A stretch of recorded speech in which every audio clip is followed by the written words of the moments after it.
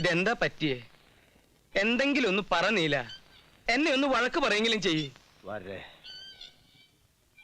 ആരാ അത്? ഓഹോ, അതപ്പൊ നന്നായത്. എന്ത് പറ്റി നീല? താൻ ചോദിച്ചതിന് ഉത്തരം പറയ്. ആരാ അത്?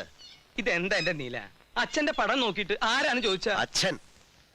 അമ്മ മക്കളോട് ആരെ ചൂണ്ടി അച്ഛനെന്ന് പറയുന്നോ അവരാണ് മക്കൾക്ക് അച്ഛൻ. അപ്പൊ ആരല്ലെന്ന് പറയുമ്പോ ആരാണെന്ന് പറയാൻ അമ്മയ്ക്ക് കഴിയണം. എനിക്കത് അറിയണം. അറിഞ്ഞേ പറ്റൂ. എന്താ നീല അത്? എന്താ പറയണേന്ന് ഓർമ്മയുണ്ടോ? അതെ വാര്യരെ, ഞാൻ പിഴച്ചു പറ്റാനാ. പുറം ലോകത്തിന്റെ മുന്നിൽ എന്റെ അമ്മയുടെ മാനം കാത്ത വലിയ മനുഷ്യനെ കണ്ടില്ലേ? പോവാ. പറഞ്ഞു നിർത്തിയിടത്ത് നിന്ന് ബാക്കി കൂടി കേൾക്കണം. അമ്മയുടെ വായിൽ നിന്നറിയണം ആരാണ്. ദിവ്യഗർഭം സമ്മാനിച്ച മഹാത്മാവ് ആരെന്നറിയണം. ജീവിച്ചിരിപ്പുണ്ടെങ്കിൽ ചെന്ന് കാണണം. അല്ല, മരിച്ചു പോയെങ്കിൽ തർപ്പണം നടത്തണം.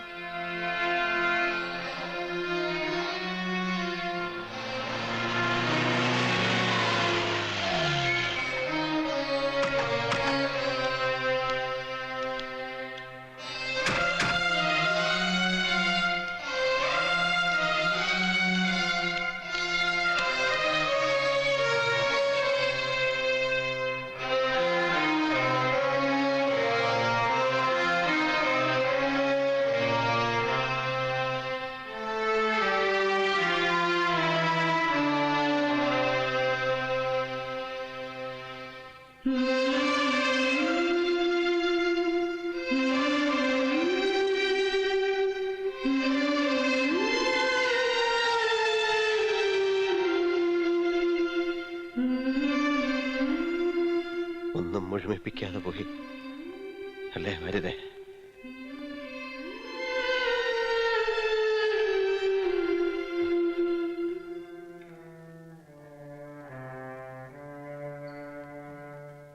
വെളുപ്പിന് ഒരു 4 മണി കൊണ്ട് അടുപ്പിച്ചായിരിക്കും വേദന വന്നത്.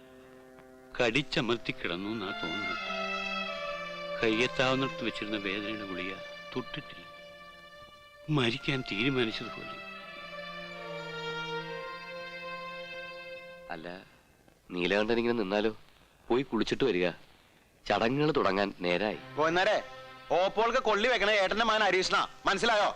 അല്ല തമ്പുരാ, മോനുള്ളപ്പോ പറയണ അങ്ങനെ മനസ്സിലാക്ക. അല്ല, ഈ കാര്യത്തിൽ വാശി പിടിക്കരുത്. ഒരു മകന്റെ അവകാശം ഇത്. മകനോ? ഞങ്ങൾ അങ്ങനെ കൂട്ടിയിട്ടില്ലെങ്കിലോ? വല്യമ്പരാൻ പറയണം, നീലാണ്ടനുള്ളപ്പോ മാറ്റി നിർത്തി കർമ്മം നടത്തണത്. തന്നെ ഇപ്പൊ ഉപദേശം തരാൻ ആരും ക്ഷണിച്ചിട്ടില്ല. മുടിക്കാൻ പറഞ്ഞ സന്തതിയെ കുറിച്ച് ഓർത്ത് നെഞ്ചു പൊട്ടിയാ ആ പാവം മരിച്ചത്. അവൻ കൊള്ളി വെച്ച് അശുദ്ധമാക്കിയ അതിന് പരലോകത്തും മോശം കിട്ടില്ല. വരൂ.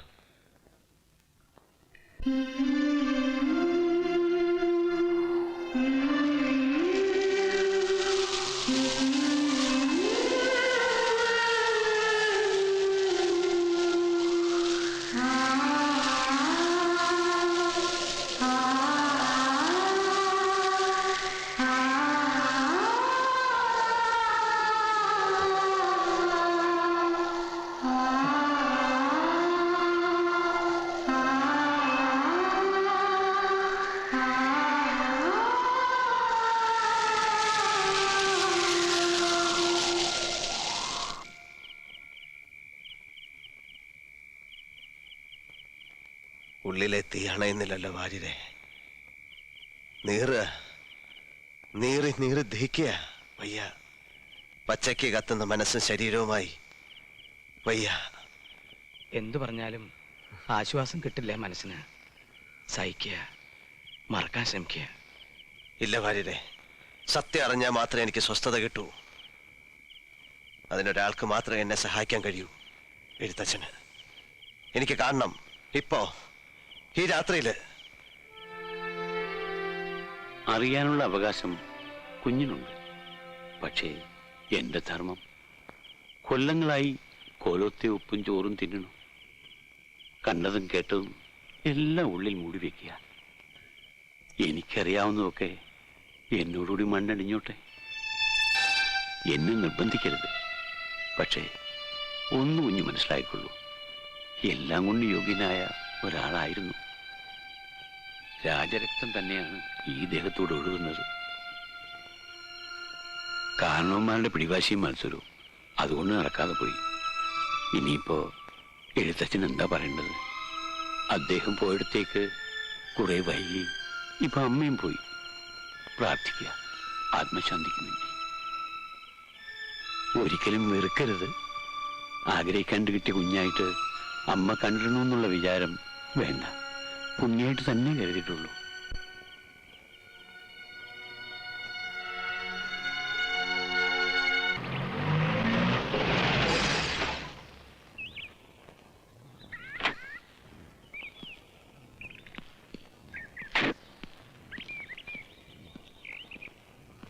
ഇതല്ലേ മംഗലശ്ശേരി വീട്? അതെ. ആരാ? ഞാൻ മദ്രാസിൽ നിന്ന് വരിക. എന്ത് വേണം? നിങ്ങളൊന്നും വേണ്ട, അപ്പു മാമയൊന്ന് വിളിക്കൂ. വരേ. അയാളാരാ?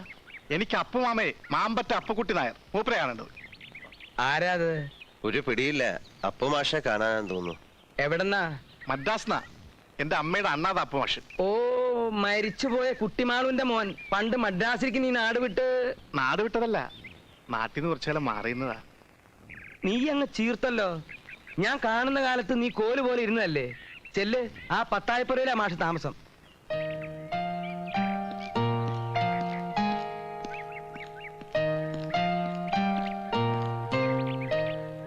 മറന്നിട്ടില്ല അപ്പു മാമേ, അച്ഛനൊന്നും മറന്നിട്ടില്ല. ഒരു ടീക്കടയിൽ ജോലിക്ക് നിന്ന് തുടങ്ങിയതാ. ഇപ്പോ ഹോട്ടൽ 4 കൂടാതെ ഒരു ലോഡ്ജും ഒരു ബ്രാൻഡി കടയും. എന്തായാലും താൻ കേമനായല്ലോ, അത് മതിയടോ. നെല്ലിപ്പോയിലെ തറവാട് ചാത്തുക്കുട്ടി മാമയുടെ മോളുടെ കയ്യിൽ നിന്ന് ഞാൻ മേടിച്ചു. അതിന്റെ കാര്യങ്ങൾ വ്യവസ്ഥയാക്കിട്ടാ ഞാൻ പറഞ്ഞത്. ആ, ഇത് ഭാനു അല്ലേ? പിന്നല്ലാതെ. ശാരദ അങ്ങ് പെരിയ പൊണ്ണാച്ചേ. ഭാനുവിന്റെ നൃത്തവും പാട്ടും ഒക്കെ ഇപ്പോഴും ഉണ്ടോ? പാട്ടില്ല, നൃത്തം. അമ്മിണി അമ്മായിയുടെ മുറിച്ച മുറി. അപ്പോ നെല്ലിപ്പോയിലെ വീട്ടിൽ താൻ താമസമാക്കാൻ പോവാ? എങ്ങനെ പറ്റും? മദ്രാസിൽ ഇക്കൊണ്ട് ബിസിനസ് ഒക്കെ നിർത്തിട്ട് ഞാൻ ഇങ്ങോട്ട് വരികയെ. ഭാനു നിൽക്കൂ. ഇനി പറയാൻ പോണ കാര്യങ്ങള് ഭാനു കൂടി കേൾക്കണം. നെല്ലിപ്പോയിലെ വീട്ടില് ആരെങ്കിലും താമസിച്ചേ പറ്റൂ. ഞാൻ നോക്കിയിട്ട് ഇപ്പോഴത്തെ കണ്ടീഷനിൽ അപ്പുമാവും കുട്ടികളും കൂടി അങ്ങോട്ട് മാറൂ. അന്യരുടെ പത്തായപ്പുറയില് ഇത് എത്ര നാളെന്ന് വെച്ചിട്ടാ കഴിയാ?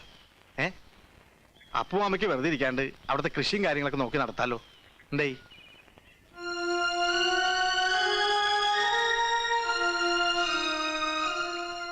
എന്താ ഭാനു, ആരും ഒന്നും മിണ്ടാത്തെ?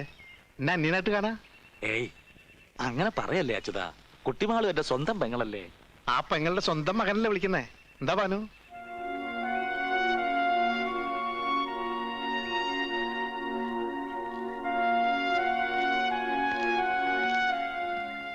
എന്നാൽ ഞങ്ങൾ ഇറങ്ങായി.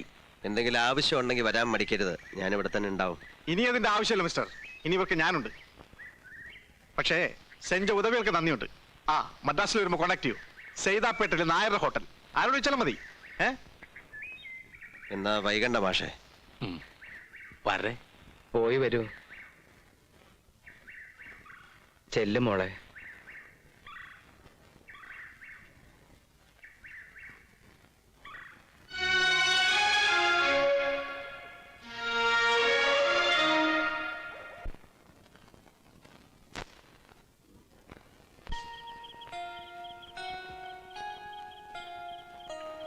ഞാൻ ആലോചിക്കുക ഓരോ മാറ്റങ്ങള്. നീലൻ സർക്കിട്ടും നായാട്ടും നിർത്തിയപ്പോ ഒരുത്തനെയും ഇങ്ങോട്ട് കാണാനില്ലാന്നായി. ഇനി കൂടെ നിന്നിട്ട് കാര്യമില്ലാന്ന് അവറ്റയ്ക്കൊക്കെ ബോധ്യായി. ഇപ്പൊ അപ്പുമാഷും കുട്ടികളും കൂടി പോയപ്പോ എന്തോ നമ്മൾ രണ്ടുപേരും തീരെ ഒറ്റയ്ക്കാണെന്ന് ബോധ്യാവുക. പണ്ടേ അറിയണമായിരുന്നു അത്. ഞാൻ CS എഴുതുകയായിരുന്നു ഡൽഹിയിലുള്ള. വരേ. കുറച്ചു ദിവസമായിട്ട് ഞാൻ ചിന്തിക്കുക, നമുക്കൊരു യാത്ര പോവാം. നല്ല കാര്യം. ഒന്ന് മാറി നിൽക്കണത് നല്ലതാ. എങ്ങടാ ഉദ്ദേശം? ഹരിദ്വാർ, ഋഷികേശ്, കേദാരം, ബദരി. എന്താ? ഡൽഹി ചെന്നിട്ട് CS പ്രോഗ്രാം പോലെ ഫ്രീ ആണെങ്കിൽ അയാളെ കൂട്ടാം. എന്നാൽ അതിനുള്ള ഏർപ്പാടുകൾ ഉടനെ നോക്കിക്കോളൂ. ഉടനെ പറഞ്ഞ ഇവിടത്തെ കാര്യങ്ങളൊന്ന് വ്യവസ്ഥയാക്കാണ്ട് എനിക്ക് വരാൻ കഴിയുമോ? ഇവിടുത്തെ കാര്യങ്ങള് വീട് പൂട്ടി താക്കോല് കുഞ്ഞമ്പ് ധാരയിപ്പിക്കുന്നു. എന്നിട്ട് നാളെ തന്നെ വിടുക. അല്ല, നീലന്റെ ഏർപ്പാടെന്ന് പറയുമ്പോ രണ്ടും കൽപ്പിച്ചായിരിക്കുമല്ലോ. അതിനാടോ ത്രില്ല്? മുൻകൂട്ടി നിശ്ചയിക്കാത്ത യാത്ര. കാശിയിൽ നിന്ന് തുടങ്ങാം. പിന്നിട്ട വഴികൾ, അഴുക്ക് ചാലുകൾ, ചെയ്തു പോയ തെറ്റുകൾ, ഭൂതകാലത്തിന് മുഴുവൻ വെളിയിട്ട് പ്രായച്ചിത്തം നടത്തിയ ഒരു യാത്ര.